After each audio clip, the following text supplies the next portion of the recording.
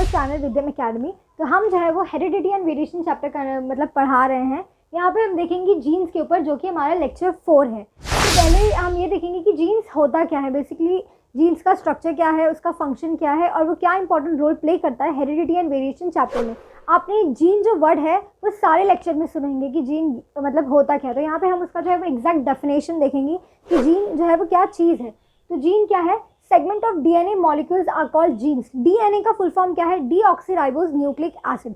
तो जब DNA molecules के जो सेगमेंट होते हैं उसे हम जो है वो जीन्स कहते हैं।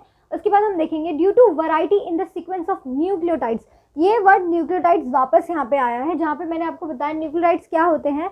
नाइट्रोजनस बेस होता है, शुगर होता है और फॉस्फेट ग्रुप होता है। तो जब आपके न्यूक्लियोटाइड का सीक्वेंस थोड़ा डिफरेंट होता है, मतलब जब डिफरेंट नहीं कह सकते, हम वैरायटी कह सकते हैं। जब न्यूक्लियोटाइड सीक्वेंस के अंदर वैरायटी आएगी उस वजह से जो है वो हमारे अलग अलग तरीके के जीन्स फॉर्म होते हैं। ड्यू टू वैरायटी, जब वैरायटी हमारे न्यूक्लियोटाइड्स में जब वैरायटी आएगी, यानी कि जब कुछ चीज़ें चेंज होगी, वैरायटीज़ आएंगी, तो उसी तरीके से नए नए जीन्स जो है डिफरेंट टाइप के जो है वो जीन्स भी फॉर्म होंगे। उसके बाद हम देखेंगे ये जो जीन्स होंगे, अब यहाँ पे न्यूक्लियोटाइड्स क्या होता है, वो भी लाइन में अरेंज होते हैं। अब न्यूक्लियोटाइड्स के अंदर जब वैरायटी होगी तो नए नए तरीके के जीन्स भी फॉर्म हुए, और ये जीन्स किस तरीके से अरेंज होंगे, ये जीन्स जो है वो लाइन में अरेंज होंगे। उसके बाद हम देखेंगे कि जो जीन्स होते हैं इनका फंक्शन क्या होता है, मतलब ये क्या चीज़ जो है वो कंट्रोल करते हैं। तो जीन्स जो है वो कंट्रोल करते हैं structure and function of cell of the body. मतलब ये क्या करते हैं, सेल और ऑफ द उसकी बॉडी का जो है वो स्ट्रक्चर एंड फंक्शंस डिवाइड करते हैं। हमारी बॉडी में सेल्स जो है वो हर जगह है। सेल का आपको स्ट्रक्चर भी बताएगा, सेल है, फिर उसके अंदर न्यूक्लियस है, उसके अंदर जो है वो हमारा डीएनए है। तो उस और डीएनए क्या है, डीएनए का सेगमेंट ही जो है वो हमारा जीन है, जो कि कंट्रोल करता है बॉडी के सेल के फंक्शंस को। उसके बाद ये और क्या करते हैं, जीन्स का एक और फंक्शन क्या है कि वो ट्रांसमिट कर देते हैं heredity characteristics from parents to offspring. ये जो बात है मैं आपको पहले लेक्चर में भी बताई है मैंने, हेरिडिटी एंड वेरिएशन चैप्टर में, कि जीन्स का फंक्शन क्या होता है, ट्रांसमिट करना, कैरेक्टर्स को ट्रांसमिट करना पेरेंट्स से ऑफस्प्रिंग में। और उसके बाद हम देखेंगे कि हेंस इन्हें हम जो हेरिडिटी के फंक्शनल यूनिट, ये भी वर्ड बहुत इंपॉर्टेंट है, आपको ऐसे एमसीक्यूज में भी पूछ सकता है या वन वर्ड में, कि हेरिडिटी का फंक्शनल यूनिट क्या है। तो जीन्स जो है हमारे, मतलब ये जो हमारा जीन है ये फंक्शनल यूनिट है हेरिडिटी का, क्योंकि ये क्या करता है, सिमिलैरिटीज़ जो होती है पेरेंट्स एंड ऑफस्प्रिंग के अंदर, सिमिलैरिटीज़ बहुत सी होती हैं। लाइक फिजिकल अपीयरेंस की अगर हम बात करें, हेरिडिटी के अंदर फिजिकल अपीयरेंस का जो है वो ट्रांसमिट होगा, और इनहेरिटेंस के अंदर एंसेस्टर वाला, मतलब जो हमारी जनरेशन टू जनरेशन जाने वाली मतलब सिमिलैरिटीज़ होंगी वो जाएंगी, कैरेक्टर्स जाएंगे। तो यहाँ पे हेरिडिटी का फंक्शन यूनिट क्या है, हमारा जीन्स है, और ये जो है वो क्या करता है, सिमिलैरिटीज़ देता है between parents and there offspring. और जो हमारा जीन्स होता है ना, ये प्रोटीन सिंथेसिस की भी इंफॉर्मेशन को जो है वो कंटेन करता है। Information about protein synthesis is store in the genes. हमारा जो जीन है उसके अंदर प्रोटीन की जो सिंथेसिस होती है, उस चीज़ की भी जो इन्फॉर्मेशन होती है ना, वो भी हमारे जीन्स के अंदर होती है। ओके, तो जीन्स के बाद हम जो है वो अब क्या देखेंगे, डीएनए फिंगरप्रिंटिंग देखेंगे। अब फिंगरप्रिंट सोच के आपको तो ऐसा लगा ही होगा, आपने बहुत सारे ऐसे शोज़ होते हैं ज़्यादातर कि जो क्रिमिनल वाले शोज़ होते हैं उसमें दिखाता है कि अगर आपको क्रिमिनल्स पकड़ने हैं तो फिंगरप्रिंटिंग जो वर्ड है ना, ये आपने बहुत ज़्यादा सुने होंगे कि फिंगरप्रिंट्स यूज़ करके भी क्रिमिनल्स पकड़े जाते हैं। या कभी कभी लीनिएज का मतलब होता है कि अपने एंसेस्टर्स, या आप देख सकते हैं कि किसी के मदर फादर अगर नहीं मिले हैं, या कोई बच्चा है उसके मतलब मदर फादर नहीं जानते हैं, कोई बच्चा है वो नहीं जानता कि उसके मदर फादर कौन है, तो उस वक्त भी जो है ये डीएनए का जो है फिंगरप्रिंटिंग नहीं, सॉरी, सिर्फ डीएनए का बहुत इस्तेमाल होता है आइडेंटिफाई करने के लिए। तो अब हम ये देखेंगे कि कैसे ये डीएनए फिंगरप्रिंटिंग जो है आज के टाइम पे अभी जो है वो कैसे यूज़ हो रही है। ओके, तो अब हम जो है वो डीएनए फिंगरप्रिंटिंग देखेंगे कि ये कैसे जो है वो वर्क करता है, इसका मैकेनिज्म क्या है, और कैसे ये हेल्प करता है आइडेंटिफाई करने में क्रिमिनल्स को या लीनिएज को। सबसे पहले हम देखेंगे, मैं आपको यहाँ पे एक डायग्राम्स के थ्रू समझा रही हूँ, वो आपको ज़्यादा क्लियरली जो है वो अंडरस्टैंड होगा।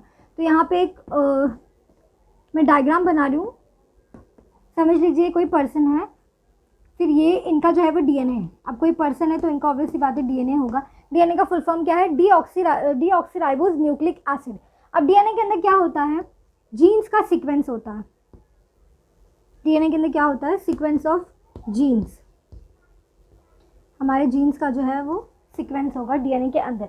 तो जीन्स के सीक्वेंस में होगा क्या, यहाँ पे बहुत सारे न्यूक्लियोटाइड होंगे। आप ये जीन्स के कंसेप्ट जो यहाँ पे जीन वर्ड है, आप ये पूरा जो है वो ये देख लीजिए कि जीन्स कहता क्या है। जीन्स क्या होता है, डीएनए का सेगमेंट होता है। तब जब जीन्स के सीक्वेंस होंगे तब वो यहाँ पे क्या देगा, हमको इन्फॉर्मेशन देगा। तो वैसे ही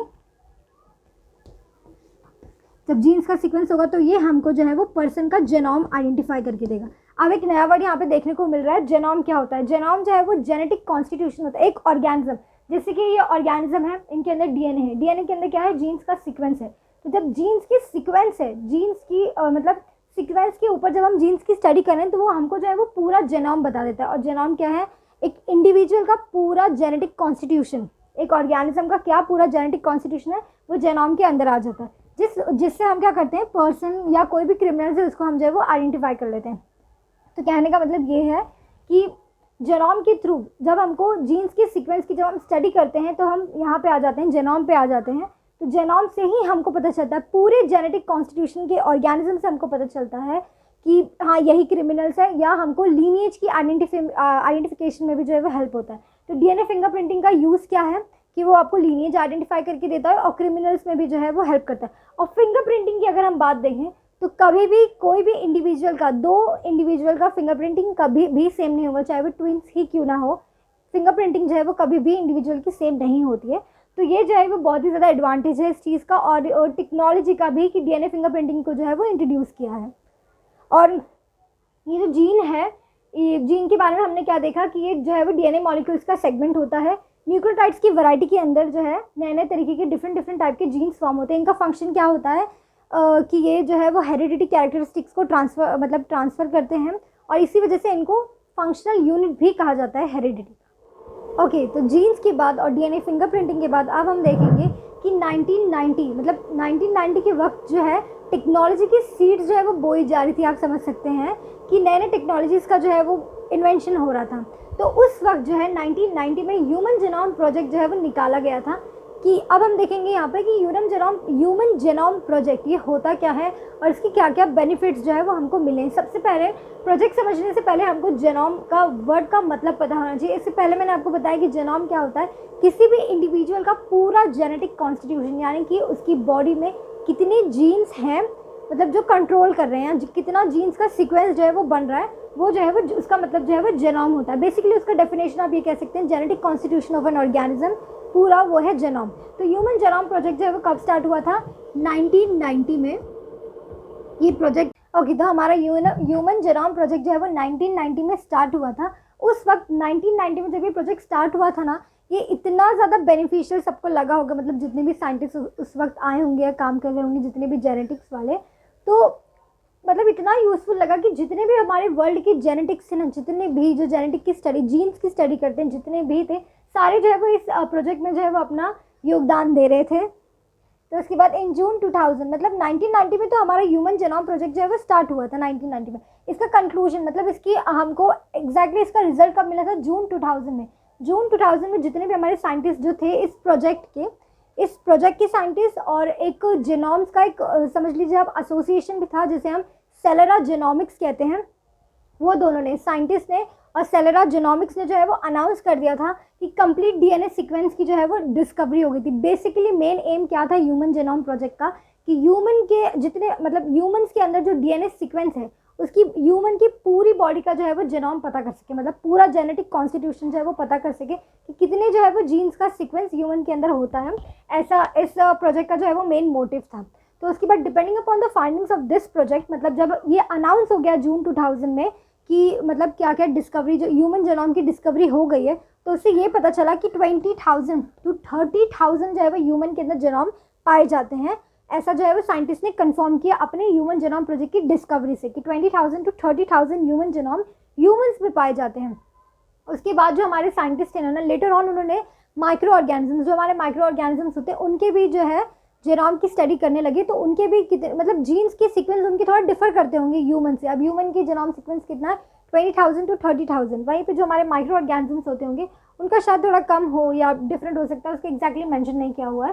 तो due to research in genomics, अब ह्यूमन जेनोम प्रोजेक्ट का हमको यहाँ पे यूज़ पता चलेगा कि जेनोमिक्स की रिसर्च करके हम जो है वो जेनेटिक की कोई डिजीज़, मतलब अगर जीन से होने वाली कोई डिजीज़ है, अगर वो भी हम पता कर सकते हैं। और ऑब्वियसली बात है, अगर हमें वो चीज़ पता चल गई कि वो डिजीज़ कैसे हुई है, तो उसका ट्रीटमेंट भी जो है वो जल्द से जल्द मिल जाएगा। तो वैसे ही due to research in genomics, disease causing genes can be identify.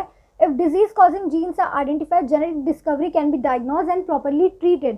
तो हम वैसे डायग्नोस कर सकते हैं कि कौन सी बीमारी हुई है। कुछ एग्जाम्पल मैं आपको यहाँ पे देती हूँ कि जीन से जो रिलेटेड बीमारी जैसे कि सिकल सेल एनीमिया, यहाँ पे भी जीन्स की पेयरिंग का या सीक्वेंस थोड़ा सा अल्टरनेट हो जाता है, जिस वजह से ये डिजीज़ हो जाती है। Down syndrome, Turner syndrome, Klinefelter syndrome, ये सारे सिंड्रोम जो है वो जीन्स के अंदर जो वेरिएशन, मतलब जीन्स के सीक्वेंस के अंदर जो वेरिएशन हो जाती है या कुछ अल्टरनेट बेस पेयरिंग हो जाती है, तो ये सारी डिजीज़ जो है वो होती है। तो ह्यूमन जीनोम प्रोजेक्ट का आपको ये तो पता चल गया कि मेन मोटिव क्या है, कि पूरे ह्यूमन बॉडी के अंदर जेनेटिक कॉन्स्टिट्यूशन पता करना, या जीन से रिलेटेड कोई बीमारी है उसके बारे में डायग्नोस करना, उसके बारे मतलब उसकी डिस्कवरी करना, डायग्नोस करना और ट्रीट करना। तो आज के लिए बस इतना ही। इस लेक्चर में हमने जो है वो क्या कवर किया है, जीन कवर किया है कि जीन्स क्या होते हैं, और डीएनए फिंगरप्रिंटिंग और human genome project. Next lecture हम जो है वो आरएनए करेंगे। तो आज के लिए बस इतना ही। Thank you. Do like, share and subscribe to our channel Vidyam academy.